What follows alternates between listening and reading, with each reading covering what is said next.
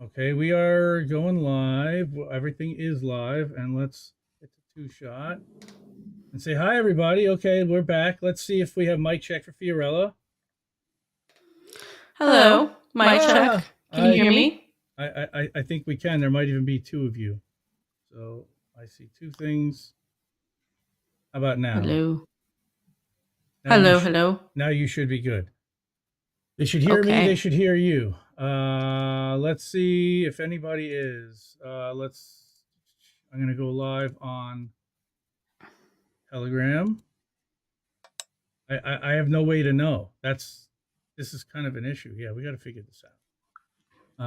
Okay, so how do we miss that? Yes, I have no way to know. Okay. Now that was on Telegram. I had to mute it. We're good on there. So I know that. That sounded okay. So, like I said, my guest Fiorella needs very little to no introduction, but everybody knows her and loves her. Hi, Fee. Hi.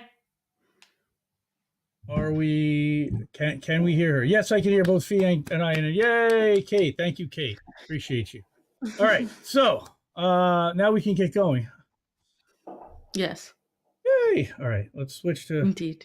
Indie Main. Let's do this. I've been dying to do this. So the real larger COVID psyop with CJ Hopkins, who has a Substack.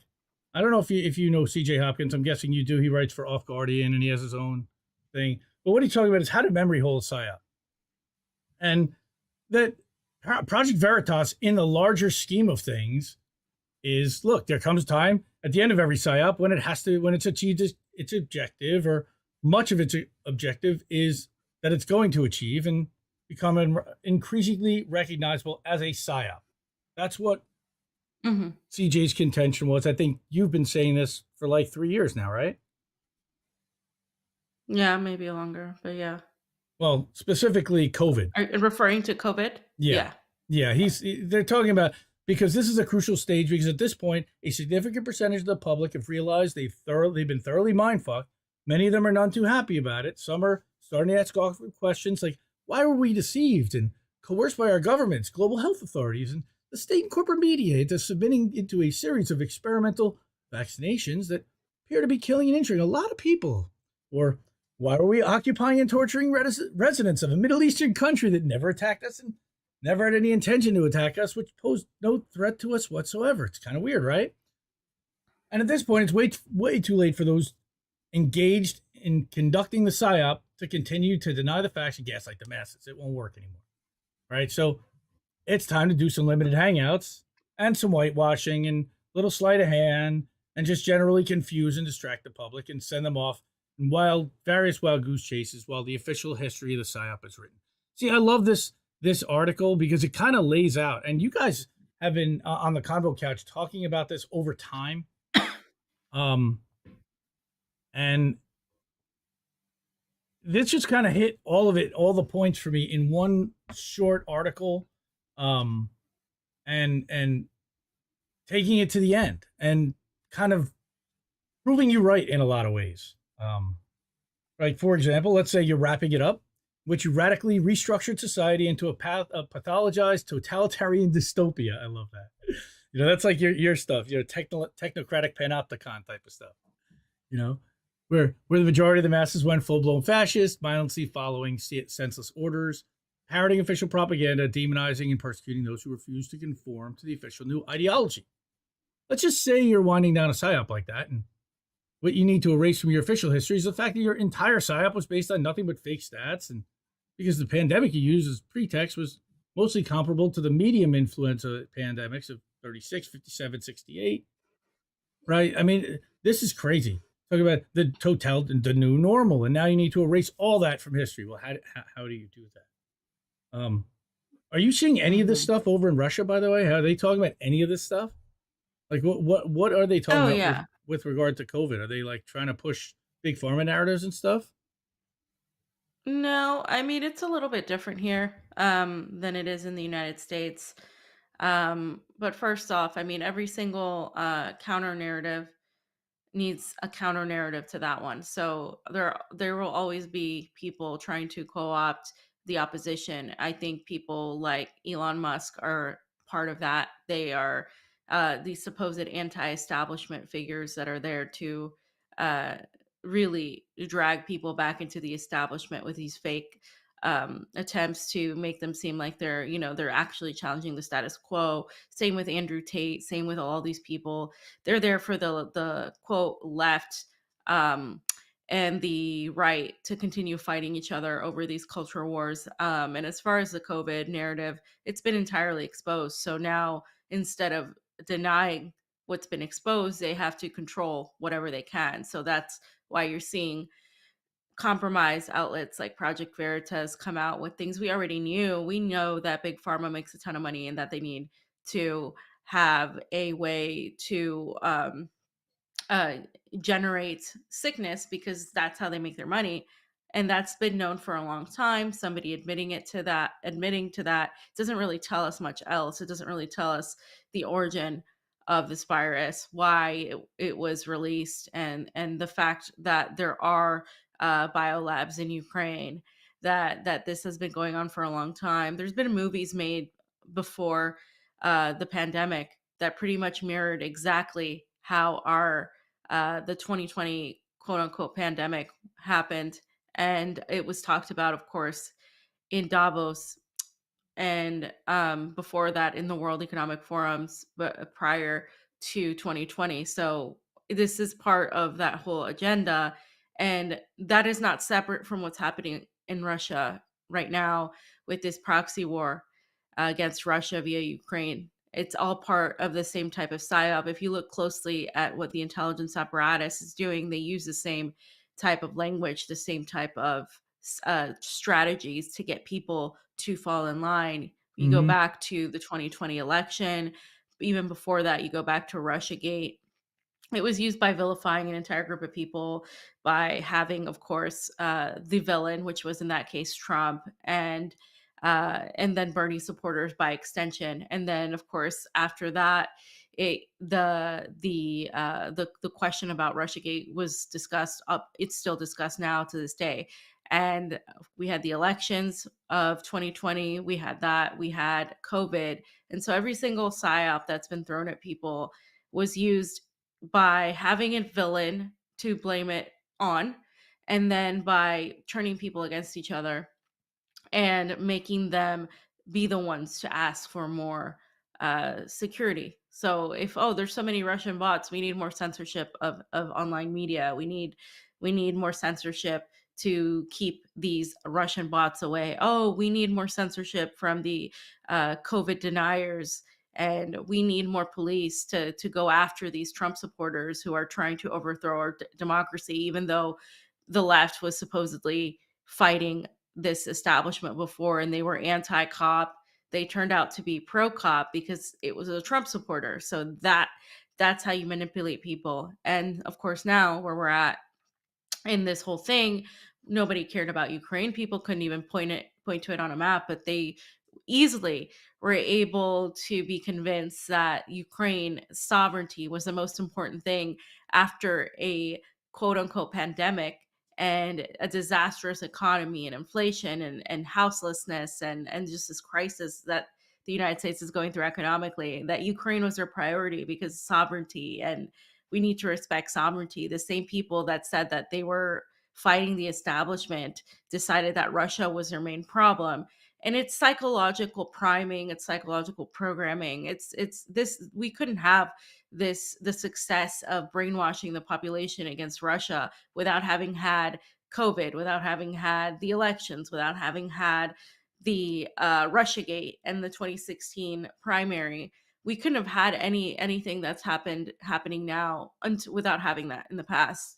And so it's all part of the same thing. And what we're seeing here in Russia is more people question the reality of things. A lot of people are not vaccinated, even with the Sputnik vaccine. A lot of people did not want to get it, especially in inner regions of Russia, in the middle of Russia, and in Hmm. Siberia. More people are not vaccinated. And also, Russia has come out fully against the digital ID situation that has been pushed by the European Union and, of course, the West, they've fervently come out against it. I haven't seen any forced vaccinations or any mandates that I've talked about people here. There's no such thing as that.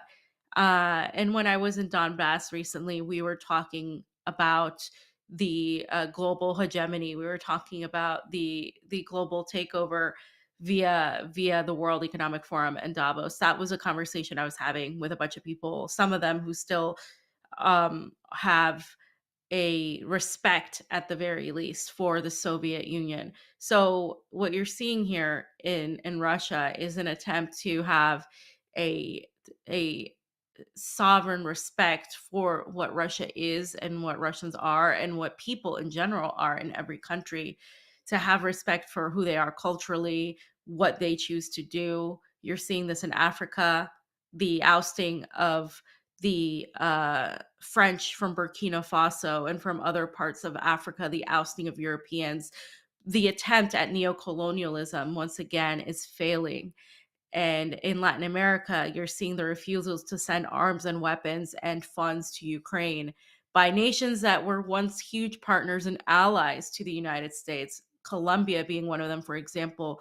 Brazil has refused. You're seeing the emergence of de dollarization with an attempt to completely stop reliance on the dollar by creating their own currencies like the SUR.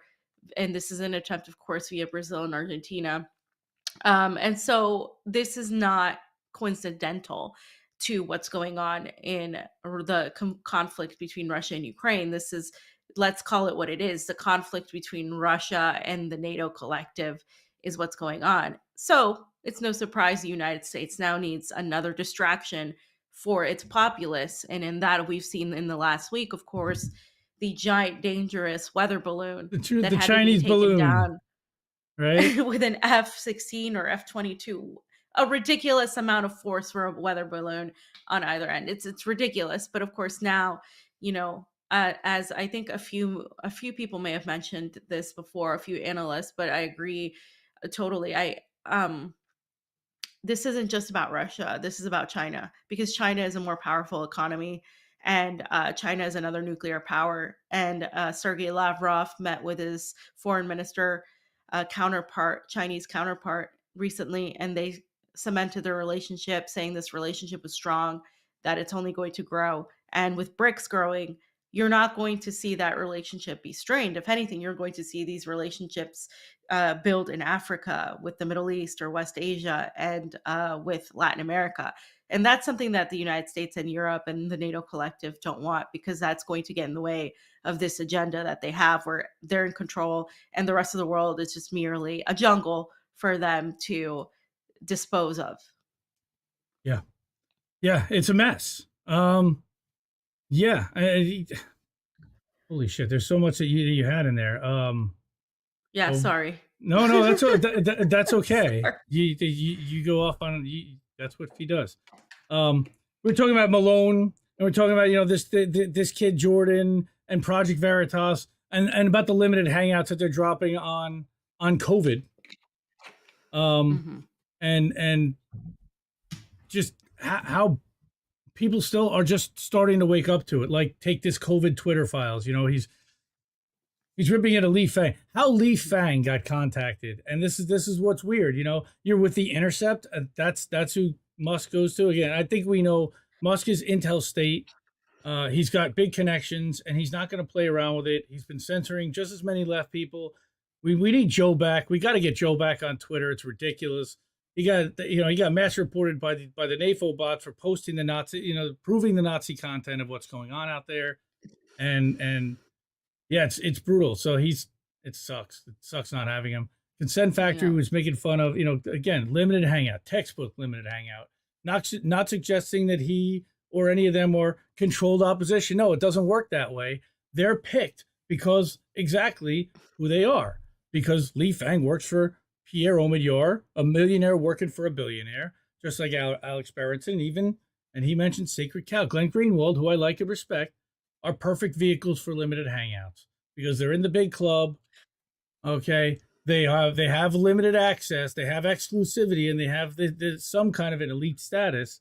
They're believed to be independent and adversarial, but what they are is, again, you know, not necessarily that. And I don't know, at times hard to argue with, right? No one has to explain this to them, right? That there's limitations, that they put it all at risk if they go beyond certain limits.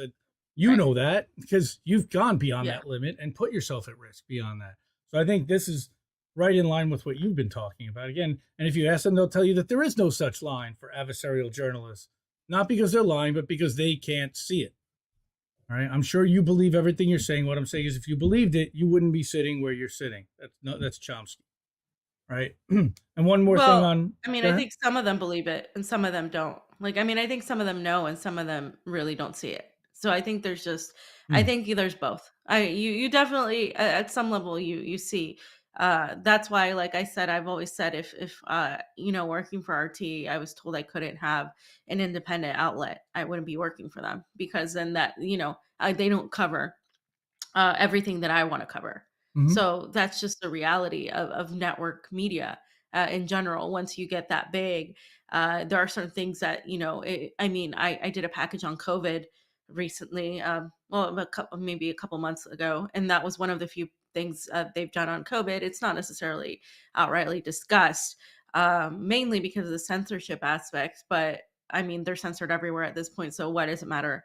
And things like that, just like certain things that are angles that are just not going to be covered, but they definitely feature more anti-imperialist views than and I obviously lend my views than other uh anywhere near CNN, Fox, MSNBC, all these people. So that, like, the Iraq coverage alone, what we're going over now, 20 years since the war in Iraq, is something that the West will not cover ever because it makes them look like what they are, imperialists who destroyed entire countries and an entire millions of Iraqis with their policies, and of course destroy the lives of American soldiers too, who came back from those wars. This is something Pasta always emphasizes.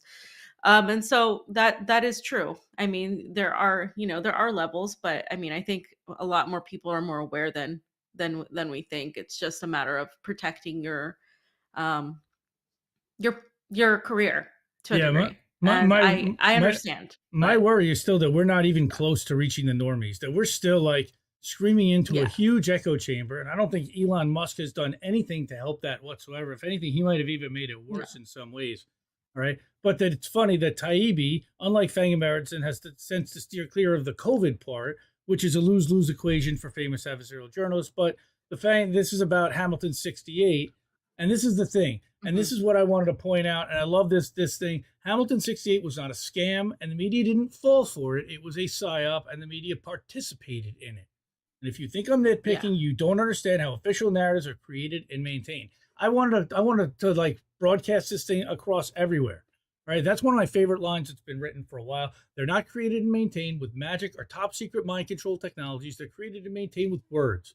Words that frame events in a certain way. That you were just talking about this, and are repeated and reprinted over and over by persons and organizations of influence until they become mhm, officially what happened, right? And you're witnessing the beginning of that process now.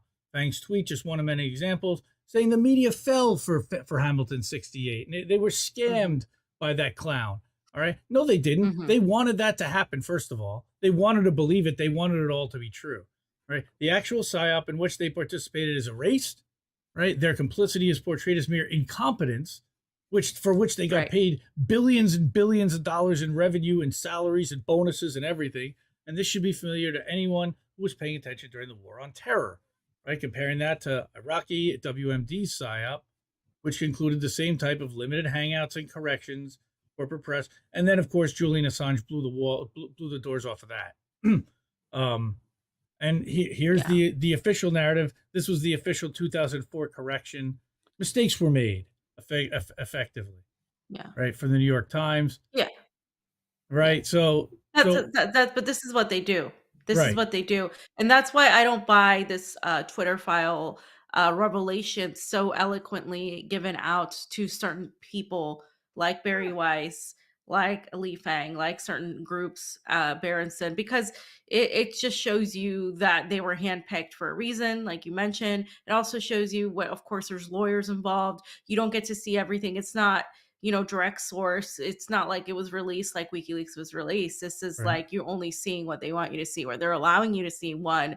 And two, of course, it absolves the corporate media, it absolves the government really entirely of any accountability. The corporate media, if the corporate media fell for it, they were victims. They weren't victims. They're the tentacles of the State Department that is used to brainwash people. They're not victims. They are part of it. And so is the government. Is the government ever going to be questioned for weaponizing? Oh no, but it's a private company, so they're able to, make these deals and blah blah blah, and if they want to do this and that, and so they find these loopholes in the law, and they're able to do very nefarious things to control what people think. The real victims are everybody else that's affected by this, the people who lost their jobs, the people who have been censored or Mm-hmm. smeared, but more so, the victims of the U.S. empire is everybody else that we trample over, with with the tax dollars that are going to fund Ukraine, Ukrainian Nazis, and then of course the bombs that are sent to kill innocent people in order to save democracy. So that's the real victimology. But there's never going to be any accountability coming, and this is what people need to learn. You will not get justice or accountability coming from the same people that caused the problems in the first place. Elon Musk's ties to the State Department and the war machine are just undeniable at this point. And I would look to Whitney's Webb's earlier work for that. She's one of the people that's been talking about that for a long time.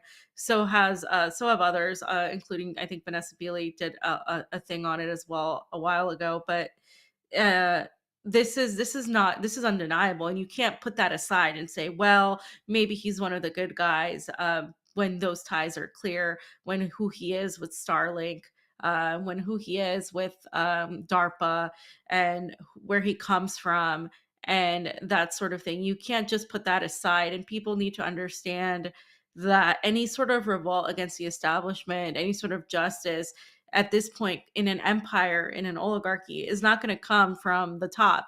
It's got to come from people at the bottom, the working people, the people who don't really have power, combining their power. That's what it's got to come from. It's not just going to come from a benevolent figure. And Americans, of course, have been brainwashed via this superhero mentality that somebody's going to save them, this Deus machina, that a god like figure is going to come down from the heavens and solve all their problems. And it's just not the case. And you're still fed that through Marvel, through and unfortunately, sorry guys if you love these movies, but that's what they're there for. They're there to ensure that you believe that there is going to be a hero that's going to save us all. But the reality is, we're alone in the sense of that, but we're not alone in the sense of combining the effort. And the problem is, people are so focused on tearing each other down, at that level, instead of really outlining who the problems, who the real purveyors of the chaos and injustice really are here. Mm-hmm. 100%. Um, so just getting back to this again, just at the point, Psyop has been subjected to. Us all. Oh boy, The reality. that needs to be. Thank you, Rumble. Hi, Rumble. By the way, we're live on Rumble. I just was checking to make sure that we were, and now I guess we are. Eventually, so even obsessive. Look at that. See, that was the end of the article. Obsessive conspiracy theorists like CJ will tire of writing about it, and they'll turn their attention to less depressing topics. I don't know what that is. That'll be kind of a relief, I guess. Maybe he can be funny again if he can forget about all those dead and severely, of course, injured people. But we have merch. I was wearing this last night. It was really comfortable. And this one too, actually. My daughter was wearing the kitty shirt. So I wanted to get like a Ukraine update and a Russia update. Since you were in the Donbass and somewhat recently, we can get a real firsthand report. There was also an article that I clipped from Margaret Kimberly about how the U.S. continues escalating in Ukraine. And I think that this is going to kind of support some of the things that you're talking about. Indie Media Award honoree, Black Agenda Report, as well as the person sitting right now underneath me, next to me, and on the other side of the screen. But that the U.S. government got more than it bargained for after instigating the Ukrainian conflict. Biden foreign policy team grows more desperate as their plans become more dangerous. They reckon with the unintended consequences of their actions. Right? Victoria Nuland, our favorite Victoria Nuland. Oh, just so much problems caused by that one woman alone. Between in the last 8-10 years, she's pretty influential, unfortunately, in a negative way. Yeah, one of those persons in the revolving door foreign policy, Maidan Square. Now she's in South America, right? I believe. Is that where she's based now? I think she's in Venezuela or in Brazil, setting up, and pretty sure that's what. She was, yeah, she was supposed to take a trip there, as far as Mhm. I knew. Brazil, I think. Right, she gabbed on an unsecure phone, discussed who the next president of Ukraine ought to be, right? Declaring Ukraine's new reality as a de facto U.S. colony, she famously, or rather infamously, said "fuck the EU," right? So, Hmm. of course, she's back with Biden administration. She's the leader of the proxy war against Russia and Ukraine, right? And then just recently, we know she said she referred to uh, Nord Stream 2 as a hunk of metal at the bottom of the sea. We've been saying from the beginning that the accusations are ridiculous about what happened with Nord Stream. It's pretty obvious what happened, that it was some kind of a NATO operation. It likely was planted in June when they were doing joint operations with Sweden and Finland and Poland. And then the charges were likely set off by British intel in September. That's the best guess of what actually happened, so that the U.S. has plausible deniability, and everybody else in the area is implicated. There was no detection of any Russian ships, any Russian anything activity anywhere in the area beforehand. There's no way that it could have been what they said it was. So that was yet another psyop, talking about, talking about what psyops are doing. So that's my take. Okay, we will work with Germany to ensure it doesn't move forward. Of course, that was Newland in January, and then you've got Biden saying, "Well, we're gonna make sure it's not gonna happen." Turn the ruble to rubble. She's just been a Russophobe and a Russia-gator and someone who has been directly profiting for her benefactors off of this conflict. I mean, I don't know if she's being paid by the weapons manufacturers. I would guess that she's not directly, but she's certainly taken care of by them, I'm sure, in some way, shape, or form. And recommended for jobs and recommended to certain things, and they take care of their own, Thoughts on all of this, on Nord Stream, on Ukraine, on the PSYOP, on all of it?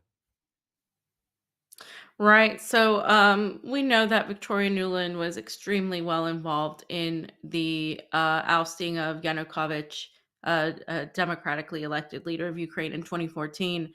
And people like to forget that that happened. They like to pretend that, the US just went in there benevolently. We know it was a CIA operation. We know that she and Jeffrey Pyatt manipulated that election as they manipulate elections all over the world. And they that of course was used as the excuse to lead the Maidan coup and liberate certain sectors from the Russians. But in reality, these people, after the fall of the Soviet Union, so many parts of these areas were ethnically and are ethnically Russian. They have culturally the Russian language, the Russian heritage, and they never felt not Russian. And this is what people don't understand. It is Russia. It's always been Russia. That part of what we call Ukraine has always been Russia, and they get really offended when you don't say that it's the Donbass is Russia, that it has been a part of Russia for a long Huh. time. These people chose it even before the uh, the the voting to become part of the Russian Federation that took place this last year. The people there felt that they were Russian, which is why they were fighting for it. You'll see a lot of Soviet flags in the Donbass. You'll see lots of talk about what the Soviet Union was. Lots of nostalgic memories that are there because Ukraine during the whole time in the Donbass didn't do anything for the people of the Donbass. Everything that was built, the buildings, if you go look at them, they were Soviet era buildings, Soviet era apartments. The only thing Ukraine did was facilitate the delivery of some water to the region, which is why now they afterwards they blew it up and They cut that off, Donbass right? lacks water. Hmm. So they really haven't done anything. So that's why there's so much loyalty to Russia, and these people are not fighting just for themselves. Even though, of course, for 9 years we know that they were subjugated to torture, to shelling, continuous bombing, being stuck in basements. I got to talk to some people from Solidar who is now going to be part of the Russian Federation, that area, and they were very, very shaken, but they also understand that many of their relatives are in Ukraine. What people need to understand is Russians don't hate Ukrainians. Russians see them as family, as brothers and sisters, as people that they know.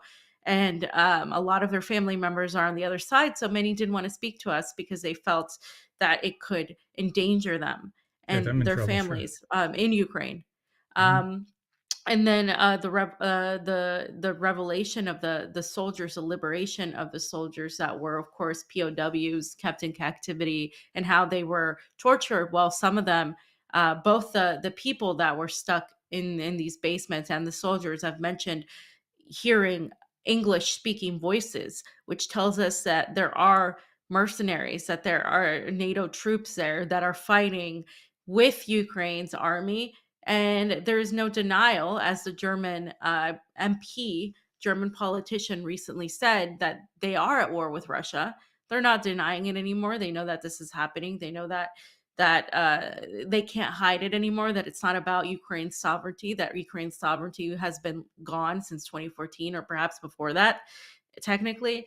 And it's not about protecting Ukraine, because Ukraine's economy will never be the same. Ukraine will never be the same as ever now, because it's about destroying Russia. And they said this in the 2019 RAND document, where they talked about breaking Russia up and Yep. using the Balkans to do it.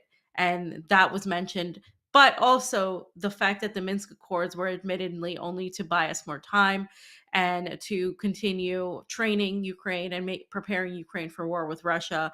And so we know that it's not about that.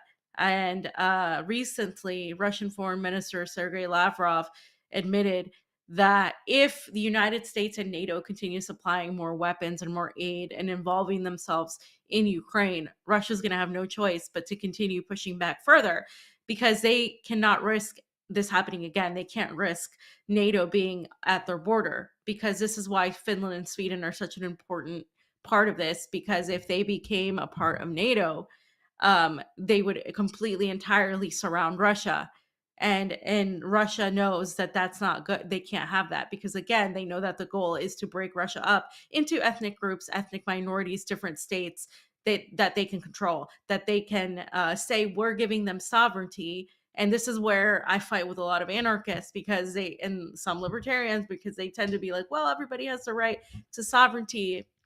That's the excuse that the West is using. The West has never, ever given a damn about anybody's sovereignty. We see every time they leave a place, they leave it worse off than what it was. We've seen that in Syria and their support of the White Helmets. We've seen that in Afghanistan and their support of Al Qaeda and the radical, actual radical extremist. And we've seen that happen throughout the Middle East, and what happened, of course, in Iraq. And this is nothing new. It's the same exact playbook, which is why you should by now at least recognize it. If you're at least 30 years old and older, you should know what it looks like, We already did it because it's the once. same exact playbook. Yeah, we They've done literally it so already many did it times. once. We did it to the Soviet Union, literally. We, helped. We didn't do it. Over time, it broke itself up into literally republics like you're talking about. Right now, they just want to take Russia and do the same thing to them. But Ukraine and all these countries, what we want to do is tear them down, Americanize them, and then steal their natural resources. It's been the playbook for 30 plus years, 100%. Um, but and again with natural gas, look what's happening here. Nord Stream, now they have to buy American, U.S. LNG, right? And that was the long term plan. It's also about resources. We wanted to make sure, and somebody I heard talking about yesterday, Yeah. we wanted to make sure that Germany and Russia did not form a strong alliance based upon Right. a lot of different things, because a strong Russia and Germany doesn't really. Now, my other question for you was BRICS. With everybody, so with Mhm. U.S. bases surrounding Russia, with them making deals with China, with us saber rattling against Taiwan, with what's happening down in South America with the currency and the de-dollarization, the fact that Saudi Arabia is now going to buy, is now going to allow China to pay for oil in yuan versus U.S. dollars. All the things that are happening there. How does this? How do we undo this to the point where this does not escalate to the point where we're all running under the tables every hour or whatever? Like, I, I don't want to see that happen. This is why we're going to talk about that in the next article, which is about the anti-war protests and the anti-war rally that's going to be happening. How do we stop this now? I Well, mean, this isn't going to be stopped. It's going to go one way or the other. That's the thing. Like there's no people need to understand Russia is fighting an existential war. Like they're not just fighting for Russia. They're fighting for essentially the world. Essentially, this is how a lot of people are seeing it now. A lot of people outside of Russia are seeing it. I don't necessarily think Russians themselves are seeing it as much as they should, but I think people outside of Russia are seeing it. You mentioned BRICS. Well, BRICS is growing, and it's growing exponentially because these countries that have all been the victims of US hegemony are realizing that it's actually beneficial to have multiple economic relationships with people who are going to treat you as equals rather than tell you what you can or cannot do, who you can or cannot talk to, and have a very unilateral hold on the relationship versus a relationship with mutual benefits that are happening. That's why, again, you're seeing Africa, where Sergei Lavrov just finished his leg of a multi country trip there, where he was widely well received because, again, Russia has a history with Africa, helping to decolonize Africa under, of course, the Soviet Union, and helping, especially in South Africa, as we know, during these times. And whereas Europe and the United States, especially Europe, France, England, the Dutch have a history of colonization. And what they've been trying to do, and what the United States has done, and what Lavrov accused the United States of still trying to do, is neocolonialism, where they want to maintain this neocolonial hold on Africa. And Africa's like, no, we're going to have a relationship with China. We're going to have a relationship with Russia. It's not about ideology as much as it is about economic need and about banding together against what they see as this unilateral attempt to maintain power, while this multilateral attempt is growing and it's becoming strong. And you talk about, Latin America. Latin America has elected more anti-establishment, more anti-West, not even anti-West, but just politicians that are going to hold the West more accountable, that are going to try to seek independence from the West and reliance from the West. Obviously, I mentioned the de-dollarization, but beyond that, it's just economic ties to the countries, powerful countries like China. They no longer need the United States. This is what the United States needs to realize.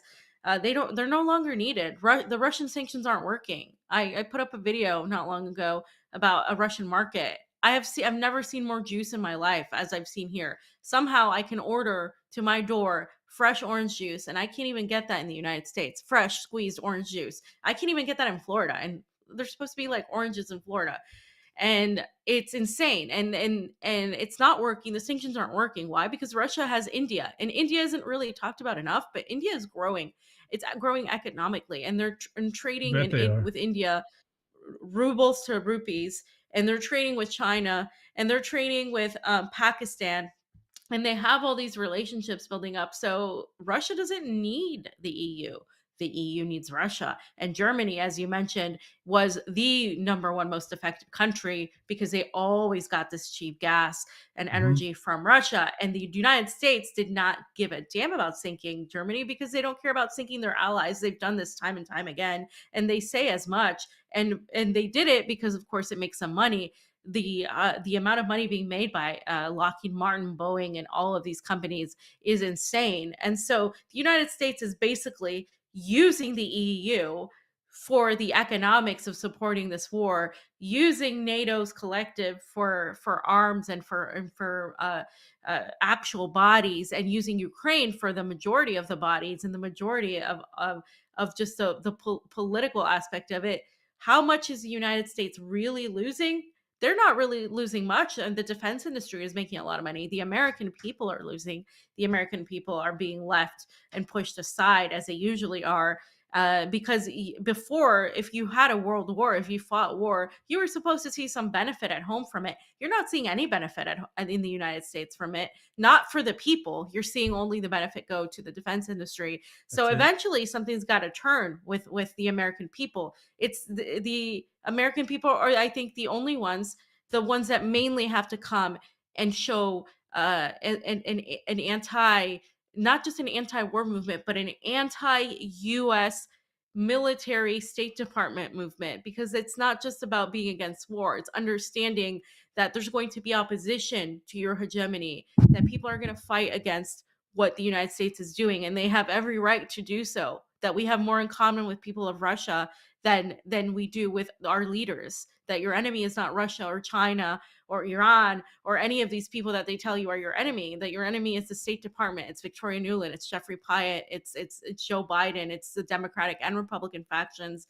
Those are your enemies, and that's really where it has to come from. It has to come from the United States. Mm. Yeah, they are trying to destabilize the world at the behest of their benefactors. You know, where what's the defense fund or the hedge fund or whatever, the consulting company that Blinken used to work for, that Michelle Flournoy still works for. They're one of the most influential companies in the world because they're like one of these behind the scenes organizations. They are lobbying. They're a lobbying organization. They're lobbying Washington to allow for the fascism, for the technology companies to be even more enmeshed in what's going on. And now you've got, back and forth. Alan McLeod reported on this last summer, from Facebook to Google to not just the Twitter files. We know that all the FBI, ex-FBI, CIA, former people that work there, but they're threaded throughout all these social media companies, and we know that they're reporting back. I mean, they're there for a reason. But as Margaret Kimberly's saying, tanks this week were on, or last week were on everyone's list, from Leopards in Germany to Abrams in the U.S., and they require manpower, highly trained, who need months to learn how to use it. Ukraine has neither enough men nor time necessary to make tanks useful for them in battle. So, of course, Russia's got tanks and soldiers who know how to use them, and the latest alleged game changer won't amount to much in the way of assistance for the beatified Ukrainians. And she's 100% right? But Nuland and her boss, Blinken, and his boss, Joe Biden, are caught in a bind of their own making, right? But the fantasy foreign policy is just that. The only thing that makes sense is to talk to the target nation directly. Yet, if the past is any indication, they probably will do something reckless instead, because they don't want to come to the table. We know they've been scuttling negotiations for close to a year. Nord Stream explosion points to the danger that the U.S. poses to the whole world. Hopefully, like you said, people are going to start waking up to that. I think they have, but they've been afraid of our military. But what they see is that Russia, by proxy, has been holding off the U.S. military pretty damn well for close to a year. And they shouldn't have to. It's a terrible thing to see as an American. First of all, we're depleting all of the resources and all of the stocks that we had been building up over time. Why? So that the defense contractors can reload. Okay, got to get out those 22 models. We need to move. We need to make space for the 23s. Like, literally, that's what they're doing now. It's making me crazy. 70 Abrams tanks, and now they want Leopards. Why? Because 1488. Yeah, from Germany. Yeah. Oh yeah, exactly. Rearming Germany to the tune of $100 billion. That's a good idea. Whoever thought that was a fucking good idea? Just look, they have been. They are a sovereign power economically. They did not need to be another military power. The last time that happened, when they were the military and economic power in Europe, something good didn't happen for a while, and it took the Russians to actually go in there and fix it. And us too, of course. I'm not saying that we didn't. In the process, they create more dangers to Europe and the whole world as they play a game of chicken amateurishly with another nuclear power. All right, Ukraine is losing, dependent on an unending supply of money from DC, suffering after many casualties, of course, we know, and we don't want to see that suffering. We want to see peace. We want to see this end. We've been wanting to see this end since before it happened, but shelling the Donbass repeatedly, starting on the 16th of February. This is something that actually somebody who I met, I think, in Convo Chat and Convo Discord way back when, for Mitch to Twit on Twitter. He goes on these crazy long rants. But one of his things, and I absolutely agree with him, was that this operation, this conflict had not started on the 24th of February, but it actually had started on the 16th of February when there was shelling happening in Donbass. And nobody was acknowledging it. Nobody wanted to pay attention to it. And on the 24th, that's when Putin declared the republics independent and said that he would protect them, after they had begged him for ages to do so. And he had set deadline after deadline. And there was, how many times did they say that he was going to invade? He was going to invade and he was going to go all the way to Kiev. And he didn't do that until way, way afterwards, because that was never the plan, but they kept poking the bear. You poke the bear, that's what's going to happen. Zelensky. He hasn't gone to Kiev either. He still hasn't, right? Yeah. And they could. That's the thing. They don't want to. Russia does not want to take over Ukraine.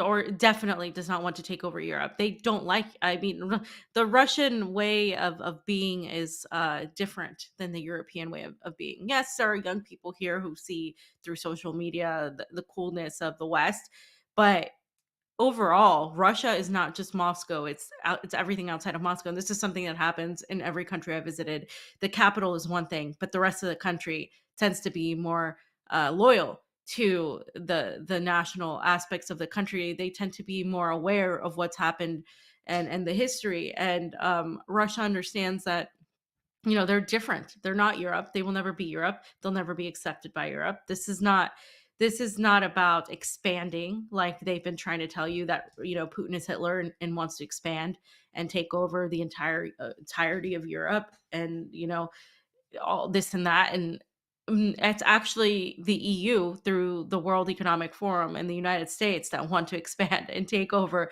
the entirety of the world and just subjugate us to this whole ideology and this totalitarian government.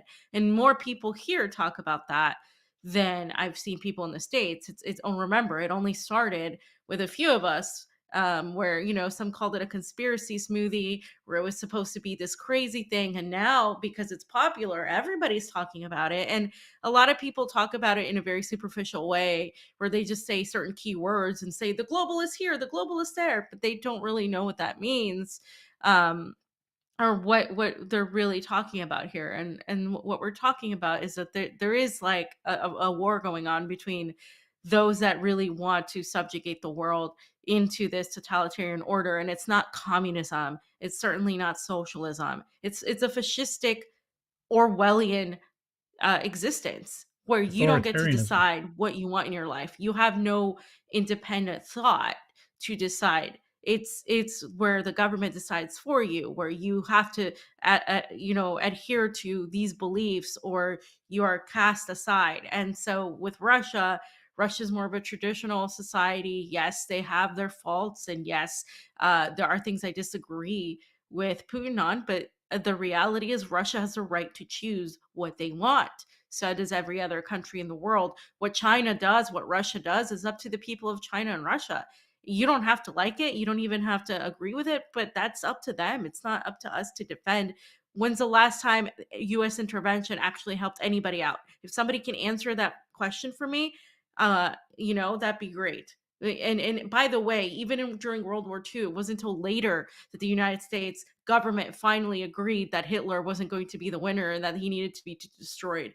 But it really took forever for the U.S. to get involved, Yeah, I remember and that. that led to a loss of lives. And now Russia isn't even invited to the commemoration of Auschwitz, I think it was, that were of the release of these concentration camps. You know why? Because now Russians are the one we hate. The same way we refer to Russians, where the athletes can't compete, artists can't show their work, where books are being burned and their culture is being looked down upon. Their religion of Orthodox is completely just being destroyed by Zelensky and all these churches and stuff. All of that, they can't travel to certain countries. If we switch Russia was Jewish, we would have a huge problem in the West. But because it's Russia and we've been programmed to hate Russians, it's not allowed. We shouldn't treat anybody like that, no matter who they are. Yeah. But the reality is it's being allowed. And that's something people don't talk about, is like the way this is happening is just so it's Russophobic, yeah, but it could be applied to any other culture that you decide is the enemy. The West needs an enemy right now, and that enemy has to be Russia at this moment, and it is also China, because Well, China, of course, is behind Russia. and that's where I was going. Was Margaret Kimberly said, having had Ukraine blow up in their faces, they've turned their attention to China. The Air Force General, of course, wrote that famous memo last week predicting war by 2025 and exhorted his subordinates to fire a clip into a 7-meter target with the full understanding that unrepentant lethality matters most. Aim for the head. Guys, they can throw the entire population of the U.S. at us and still have 1.5 billion people. We're not winning a war with China. We're just not. We are just not. Members of Congress are still provoking China with visits to Taiwan. Yeah, thanks, Nancy, for that. And of course, Blinken canceled his trip last week. The balloon's ridiculous. Yeah. Was it even a Chinese balloon? I don't even know if it was. I think it launched from North Carolina. They only land in North Carolina. They're perfectly allowed to. Hell, when I was in camp, we used to do this balloon launch every year and see. We used to tie a postcard to it, right? Let it go, and then they were supposed to. Whoever found it was supposed to mail it back, and you could see how far could my balloon go. Like that literally was what I was thinking when I saw this whole thing. I'm like, oh, it was a balloon launch. Okay, so yeah. Same goal as fair policy in Ukraine, provoke some sort of incident, then sanction China or come up with a rationale to sanction them without an incident. Right? This is what they want to do. Biden administration turns to the old saying on its head. First, you don't succeed, fail again. Right? And the people lose. They lost 113 billion while our needs go unmet. But a state devoted to creating a proxy war with a nuclear power has no interest in helping its people anyway, as you said. Humanity is a hindrance to their grand schemes. They see the welfare state as something to be subverted. NATO Secretary General said without irony, weapons are in fact the way to peace. Of course, peace is the only way to peace. All right. Wars can end with negotiation, but peace is antithetical to their grand plans. Ukraine is not working out the way they had hoped. Remember, who has been offering to come to the table to negotiate this entire time? It has not been the United States. They haven't tried to scuttle negotiations for a peace at all. So whoever's in chat saying that Russia is warmongering and that there's anything about Putin and Hitler or whatever, it's just not the case. It ain't so. You know, you just keep swallowing the Intercept and Bellingcat whole and go have fun with them. But that's just not what's going on here. All right? They see forever wars as a success. This is our military doing this. This is not Russia's military doing this. Russia does not want to spend their resources fighting NATO. They just don't. They want to support their people. They want to house to clothe and house and feed their people. All right. But our people see forever wars as a success. Baiting Russia, China as a success, regardless of the outcome. They don't see the world the same way that we do. They have made the Ukraine conflict an existential crisis. It has to be one, right? World is a zero-sum game to them. And if China and Russia are independent actors, they believe they lose. The problem is they're going to band together. They already are. And that combined power, you don't want to see that. You just don't. Right? Blowing up pipelines are seen as proof of victory to people who thought they could make dangerous and irrational obsessions come true. Just more merch. Hey, you want to get a hoodie? I got that there too. Purple, dark, good stuff. Those are my breakups. So the third story that I was going to cover, this is actually from an attendee, David Swanson, I believe is his name. He's a lefty. I'd never even heard of him, but he's on the list of the people of, and I thought you of all people would appreciate this, being a communist who does shows with everyone, who will talk to anyone.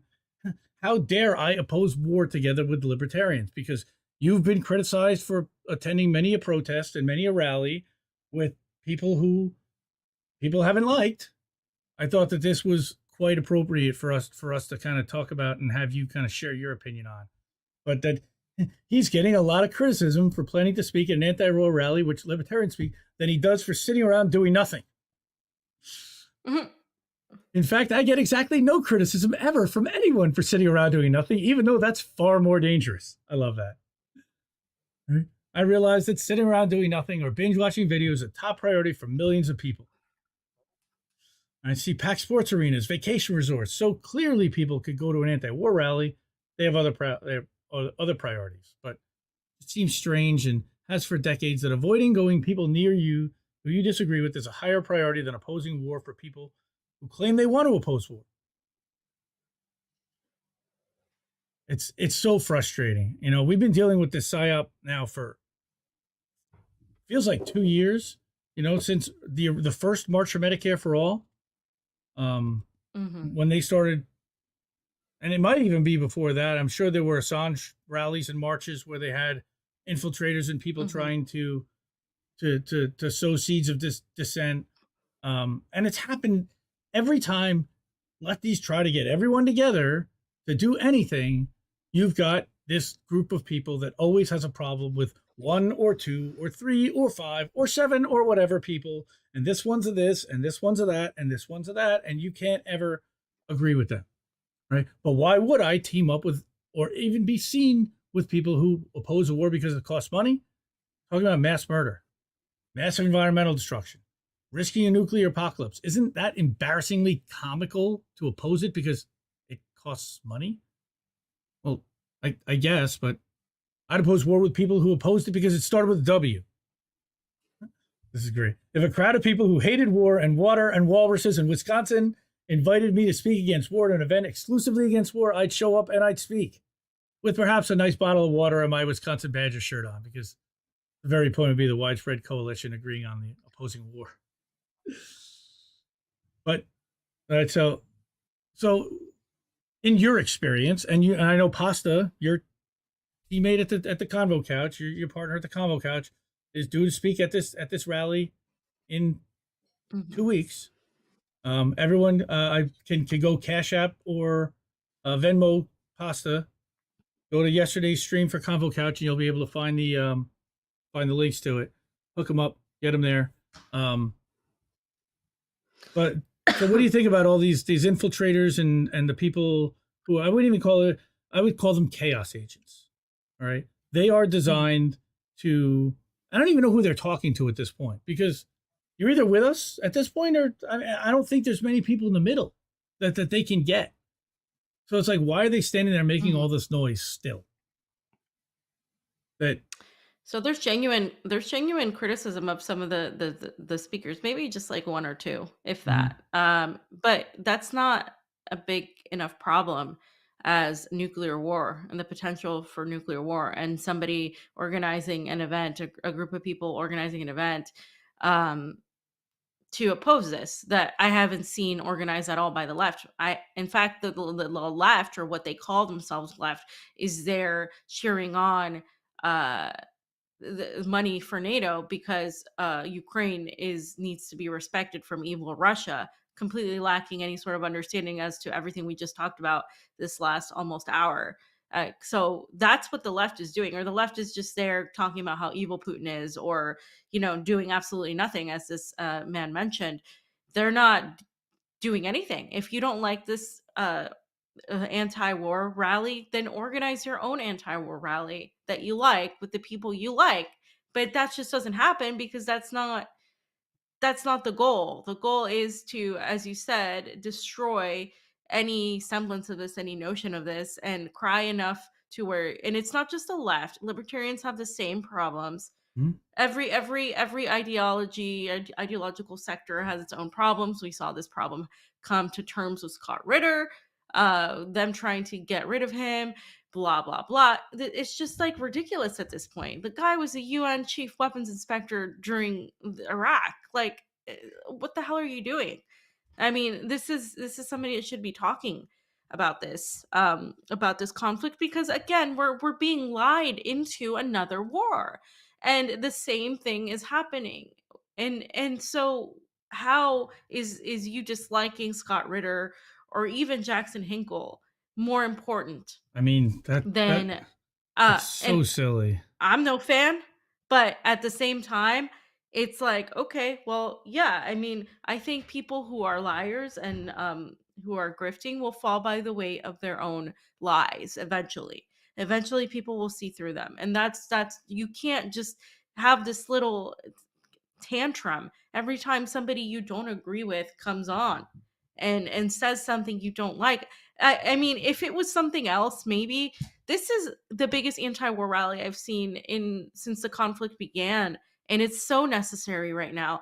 And Mhm. I don't care if libertarians are doing it. I have disagreements with libertarians all the time. I can't stand talking to them about certain things because they always have to bring on the specter of communism and how China is fascist every 2 seconds. But if you're going to say, hey, maybe we need to stop funding this war, maybe we need to stop sending weapons to Ukraine, good. Okay. Well, then let's get you together with a communist or with a socialist or with whatever, a right winger. I don't care. So, and that's what's most important is we're not going to be able to really argue about ideology or about who's this or that if we're all like bombed to death because of the actions of the State Department. And as I said, the opposition has to come from the people of the United States, from the people of the West. At least people in Europe are out there protesting every weekend against sanctions against Russia. They're protesting against NATO. They're saying end NATO, get NATO out of here. What is the United States doing? Czechoslovakia, or the Czech Republic, got was able to get communists and right wingers together to organize a protest against NATO. Why can't the United States do that? Why can't they even get the left together to organize anything? They can't even get independents together to organize anything because we're so focused on each other and our bullshit Division. than to actually do something. And it's really frustrating because every time you see this effort, there's something that thwarts it, and it's by design, but it's also by the fact that this is the United States. This is again, this is the desire to say, well, democratically we have to do this and that, and then you just start going in circles as to try to get everyone's opinion.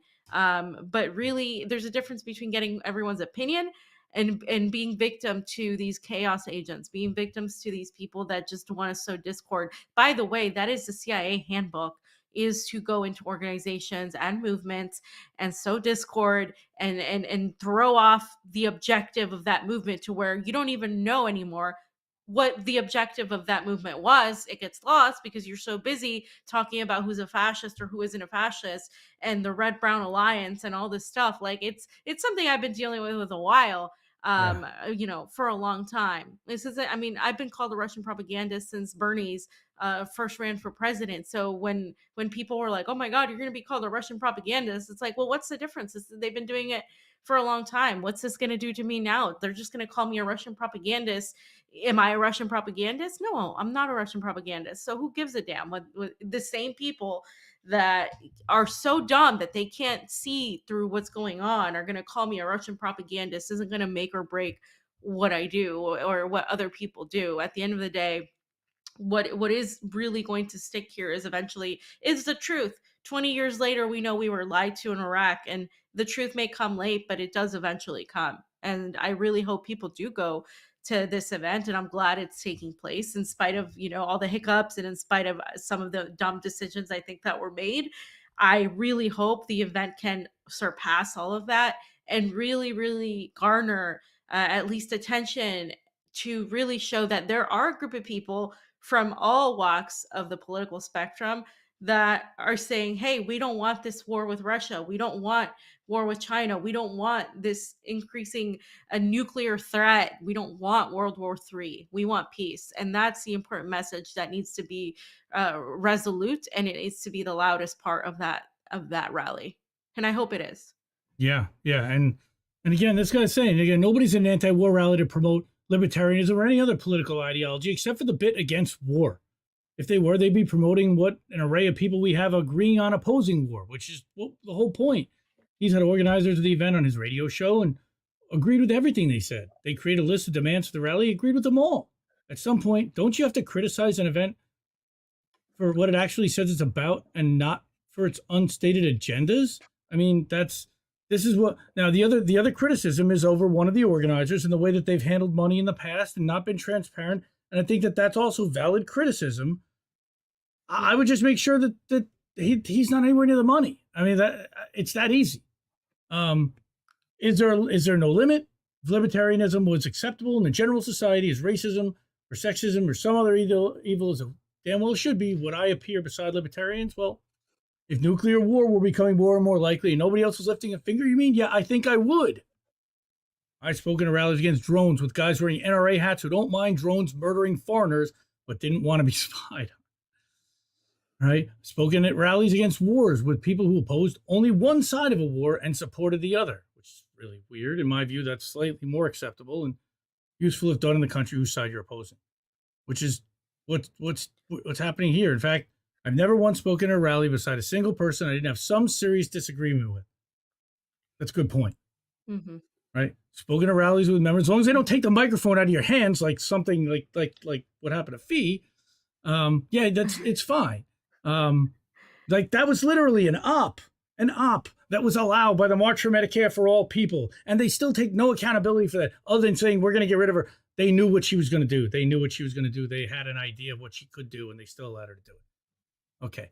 I promoted legislation sponsored by members of Congress whose actions I mostly opposed, whose motivations I entirely opposed, and whose political parties I consider criminal operations. Yeah, but legislation that helps everybody, I don't care who puts it up. Right. So the point is an anti-war rally, regardless of who puts it up, we're going to show up. By the way, the Answer Coalition has also scheduled, like you talked about, you want to make your own rally for the people who you like. They're doing that. And I commend that. And I hope that people show up to that one too, because we need to say it every month. There should be one every month. It's going to be outside the White House in March. Answer Coalition. I don't know who's going to be showing up to that one as opposed to who's going to be showing up to this one. But the more people, the better. Maybe one of the things we need to work on is not calling people who disagree with you nutcases. How do you expect to persuade anyone of anything if you call them names and avoid them? We believe things. We all decided we're nutty. And more importantly, where? What other anti-war rally? Identify it. And if I'm invited to speak, I speak offline and on at every opportunity until I'm able, until I'm sick to death of hearing myself say the same simple, obvious things over and over again. So you come up with a plan for an ideologically improved anti-war rally. I'll do everything I can to help. And this is the key. In the meantime, please recognize the sin of omission and that special circle of hell of which it is worthy. And that's really it. Like, rage against war. That's the key. We want to rage against war. Mm-hmm. There's going to be INN members there. Tara Reid will be speaking. Hosta will be speaking. And a huge, huge lineup of speakers that is so impressive and crosses ideological lines, from Tulsi to Ron Paul to Chris Hedges, Max Blumenthal, so many people who I respect, some people who I don't like, and that's okay. I don't have to like everyone that shows up at a rally outside at one of the memorials. Like, don't hang out with them and don't talk to them. It's really not that hard. Like, there's going to be plenty of people there to talk to. Yeah.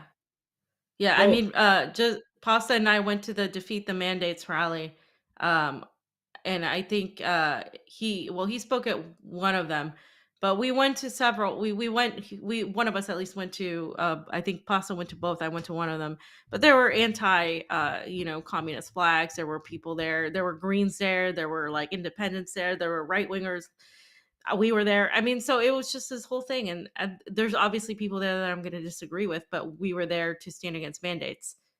So That's that's what it. you do. You go to these rallies for whatever it is that you agree on, and that's what it is, and that's that. Like, you know, that's For it. for a single cause. I mean, it that's it. I mean, if you oppose this war, you're going to show up and forget the people that you know.